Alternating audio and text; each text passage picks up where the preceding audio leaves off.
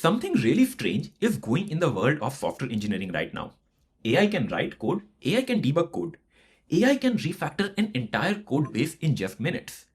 And every next week, you are gonna see a video that says coding is dead. Every next comment that I read is asking me the same question. Should I still continue to learn how to code even in 2026? Well, here is what I actually think. When I take a step back and look at the complete picture, I feel that AI is a tool that is replacing the tasks and not the engineers. In this current era of I believe there are a certain set of skills which are actually becoming more valuable than they were ever before. And these are the skills which will separate an engineer who is going to thrive in this era of AI versus an engineer who is not. So in this particular video, I want to go over 5 such skills which AI cannot replace. And I'll show you what exactly I mean. So without further ado, let's get started. The first and the foremost thing that I believe AI can never replace is problem framing. And that simply means knowing what to solve before even figuring out how to solve it. So what does that mean? Let me set up a scenario over here and we will carry this example throughout this entire video. Let us say you are in a situation where you have to build a notification system. A pretty standard ask, right? You have some sort of application and then you want to notify your consumers. So what do you do in this scenario? If you just take the help of AI and just go ahead with the ask, you are gonna start building it. But this is where the skill of knowing, okay, what are you even trying to build? That becomes very, very important.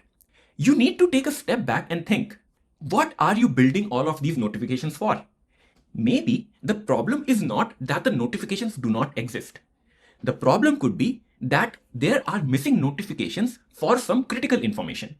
This is something which AI cannot replace. Okay, you are building a notification system, but what sort of notifications are important? What is your app and what are the critical pieces of information that are helpful for your use case? You need to reframe the problem according to your needs. In some places, notifications involving subscriptions might be important. In some places, the churn might be important. In some places, you might need notifications on customers who are giving a very poor feedback. And this is what I exactly mean by problem framing.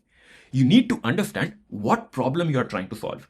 And the solution the AI is offering, is it even solving the original problem in the first place? AI is gonna happily build anything that you throw at it. But I have often seen that all of the best engineers, they take their sweet time just to understand what the problem is. They want to define all of the use cases first before even writing a single piece of code. And that is one takeaway you should definitely get from this video. Once you have figured out what problem you are trying to solve, this will now land you at the second skill which AI struggles with. That is understanding code review and the taste. Understanding what is gonna happen about the code that you have already written. Let me put you in the same scenario once again. Okay, so you wrote the entire code and AI helped you throughout. AI also write down all of the test cases and everything is green. You feel pretty confident that, okay, my code is having all of the best practices. I have all of these test cases and everything looks good. The AI will prompt you instantly. Okay, all of the test cases passed and let us just ship the code. It appears that, okay, your notification system is actually gonna work out and everything will be good. Now, this is where you as an engineer come into the picture. You need to pause over here for a while and try to think, okay, what about all of the test cases that the AI has written? Is it covering every scenario? You need to put your thinking hat on. You need to think ahead. What if the email server crashes? What happens in that scenario? Is your AI writing code that covers all of those? Think about it. You have defined a picture and AI wrote down all of those test cases. But it does not know how your email server is behaving. It assumes that, okay, everything is gonna be perfect from the source end. This is where you come into the picture. You need to analyze all of these test cases. 80 test cases do not matter. That 81st test case, that is actually testing the email server crash, that is not even accounted for. And only you can supply that information. You need to think, okay, is this test case available? Have I even accounted for it? This is gonna separate you from an engineer who just blindly trusted the AI versus an experienced individual who thought about what could go wrong and solved something proactively rather than reacting to it. What I'm trying to say is you need to value yourself and your position. Why I say taste? Because you have been in that organization. You have been in that entire ecosystem. You know what can go wrong and what you want to solve for. AI considers a perfect scenario and it just brings in patterns from everything that it has learned. But you are the engineer. You know what goes bad in production. You want to account for it. This is where you become all the more important.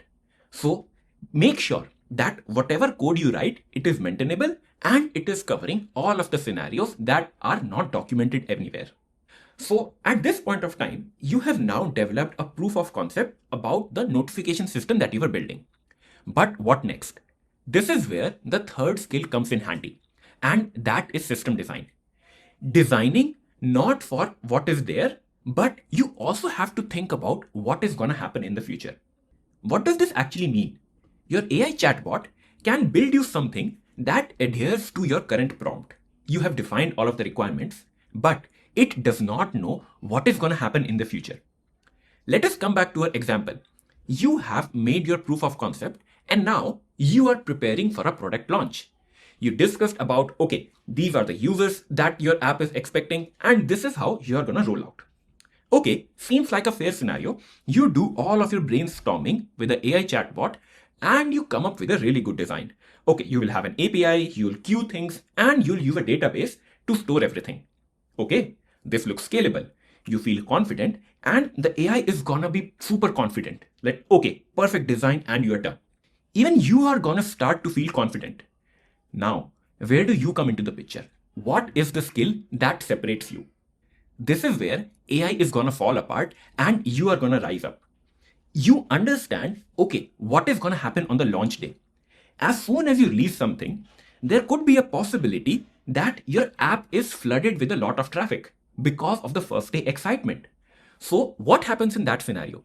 When you made your entire design, it is working under normal conditions. But you as an engineer need to understand, okay, on the launch, if there are 10 million users coming in, what is going to happen to my service? Is my service be able to handle all of the load? Think about it.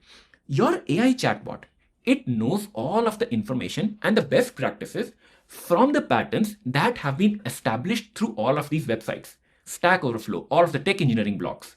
Even though they are the best practices, they might not work for a situation you are in. If you have a service that is gradually growing, maybe it is a good idea. But if you are working on something very, very popular and the anticipation is very high, you need to understand, okay, what is going to happen at the launch? How am I going to handle it? Maybe you need to have a rate limiter in place that does not bring your service down. Maybe you need to have some sort of a fallback that you can rely on. This is what is going to separate the engineers who are skilled. You need to understand that, okay, a system uptime is more important than a system just working. You don't want to lose your 10 million users just because something was vibe coded and you didn't think about it. Now, before we move on to the fourth point, I want to take a quick pause and understand your emotions. What is the thing that you resonate with the most? Are you worried about problem framing? Are you worried about code reviews? Or are you worried about system design? Drop 1, 2 or 3 in the comment section below and I want to understand what do you resonate with the most. Now, coming back to our video, let us look at skill number 4, and that is saying no. It is a very important skill that almost nobody thinks about. Just like knowing what to build, you must also know what not to build. And I'm gonna tell you what happens in such a scenario. To understand this, let us come back to our notification system. You understood the problem statement, you defined all of the different scenarios, and you have also developed a design that is gonna work at scale. You feel super happy, confident that, okay, your system is almost production ready. Seeing all of this growth, someone can get really excited that, okay, let us add SMS notifications, let us add chats, let us add some dashboards, add a dark mode because it is so popular, add analytics, everything. Your AI chatbot, it is gonna happily accept everything. You just say it and it is gonna say, okay, I'm gonna build everything. It will never say you that, okay, this is not something that you want to build. This is not something that you want to add. What does this do? To a junior engineer or someone who is not experienced, they are gonna try to incorporate everything. And this is where the skill of saying no comes in very, very handy. As a senior engineer, as a person who understands the nuances of something going into production, you are the one who is gonna say no to all of these. You are gonna say that, okay, your version 1 should be the first. Rest everything should come later in phase 2. Because you need to understand how your system is behaving. You need to understand the customer metrics. You need to understand what should scale up and what should scale down. All of these pieces of information are very, very essential to building a strong and reliable system. Just think about it. Websites like Facebook, they weren't built in a day. I know that today it has a lot of different features, but the time it started, it really had very limited functionality. Same with Instagram. You build on top of things. You try to understand what works and what do not. So you need to learn to say no, that, okay, I'm not gonna build this. I want to roll this out first. You just don't build something because it is cheaper to build. You want to build something if it gets you value. And this is a skill which as a human, you are gonna understand. Now, when everything is working fine, this is where this next skill comes in. And this is called teaching and mentoring. It is something that is very underrated, but in a place where you want to grow along with others, you need to be able to deliver your knowledge and transfer it. That is how you will grow in a group. You can only go a mile alone, but along with the team, you can run a marathon. So what does that actually mean? It means that you should grow all of the people around you. And coming back to a scenario for a notification system, you built an app, okay. Now, some junior engineer wants to look at your app and they want to implement something. They get stuck somewhere. If you just rely on AI, what are you going to do? They ask you a question. They may simply use the AI chatbot or you can respond to them directly.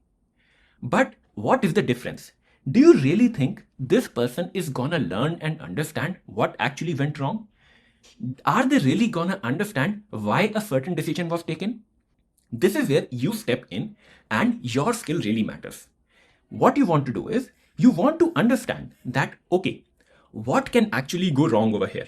You try to brainstorm with a different colleague. You try to understand their thought process and then you come up with a solution. You may want to even evolve your code based upon the feedback your junior gave you. Or rather, your junior can actually learn from you. All of this brainstorming can open up more opportunities that you may not even have thought about. This is the thing AI absolutely cannot do. Yes, it can answer your questions, but it cannot grow you in an organization you are a part of. So, this particular skill of teaching and mentorship really separates you. Engineers who can teach others have their value compounded. They become irreplaceable and add more value to the company than you might have even expected. Now, coming back to our initial premise. Yes, something definitely strange is happening in the software engineering world. AI is changing the day-to-day roles of what an engineer does. So, I believe all of these 5 skills are very, very important. If you have built your identity who just types code, yes, I think you should be worried.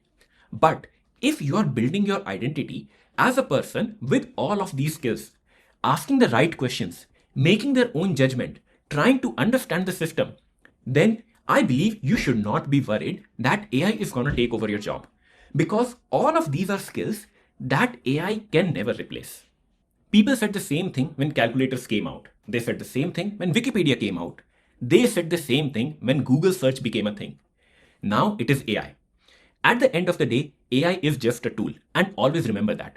AI is a tool, and be the engineer who knows how to use it, and you should know when not to.